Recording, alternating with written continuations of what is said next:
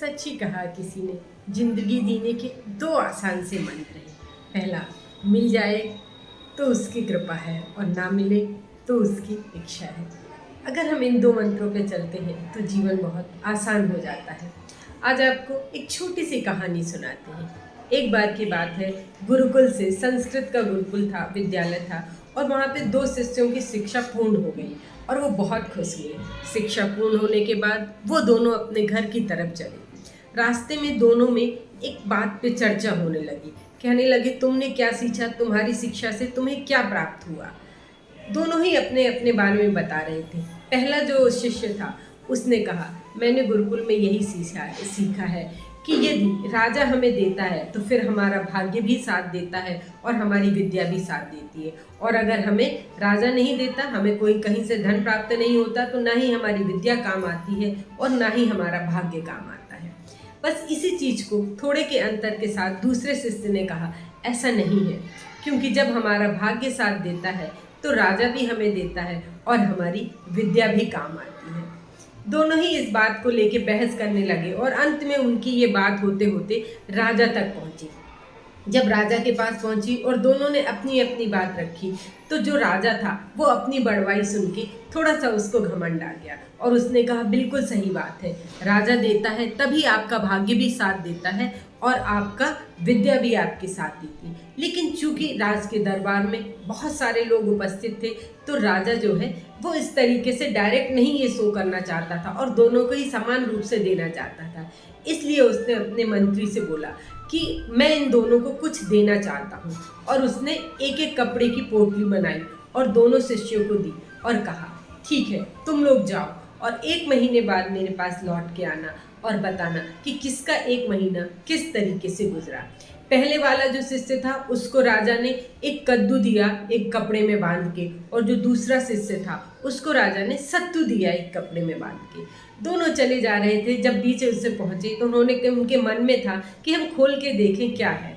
जब पहले वाले ने खोला तो उसने देखा कि कद्दू है।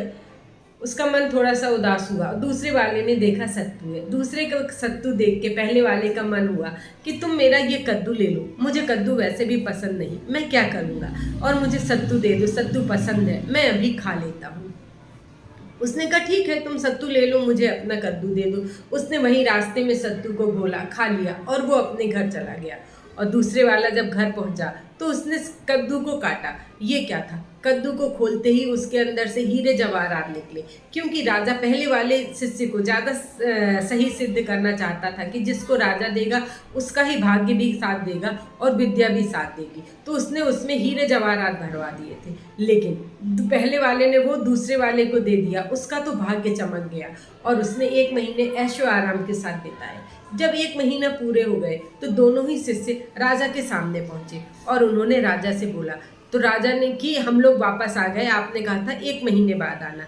राजा जानता था कि पहले शिष्य ने जिसने कहा था कि राजा देगा तभी भाग्य साथ देगा और विद्या साथ देगी, यही जीतेगा और मेरी फिर से बढ़वाई हो जाएगी। उन्होंने पहले वाले से पूछा, तुम्हारा 1 महीना कैसे बीता और मैंने तुमको जो बांध के दिया था तुमने क्या किया? उसने कहा, राजा जी, मुझे तो सत्तू मिला था और मैंने खा लिया, मेरा तो बड़ी ही कष्ट में 1 महीना बीता। और जो दूसरा वाला था उसने मुस्करा कर कहा, मुझे कद्दू मिला था और उसमें अंदर मुझे इतना धन प्राप्त हुआ कि मैंने तो बहुत ऐशो आराम से पूरी ज़िंदगी गुजरी।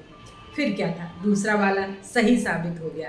राजा ने भी दूसरे वाले को कहा, बिल्कुल सही बात है, जब भाग्य साथ देता है तो आपकी विद्या भी साथ देती है, राजा भी सब कुछ आपके साथ चलने लगता है। लेकिन बात इस पे निर्भर करती है कि हमारा भाग्य जो है वो कैसे बनता है। हम अपने भाग्य के निर्माता स्वयं हैं, क्योंकि आज हम जो कुछ कर रहे हैं उसी से हमारा भाग्य बनता है।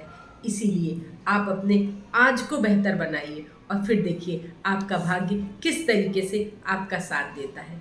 छोटी सी कहानी थी, लेकिन बहुत कुछ कह गई और हमारे भविष्य की एक नई राह भी बता गई।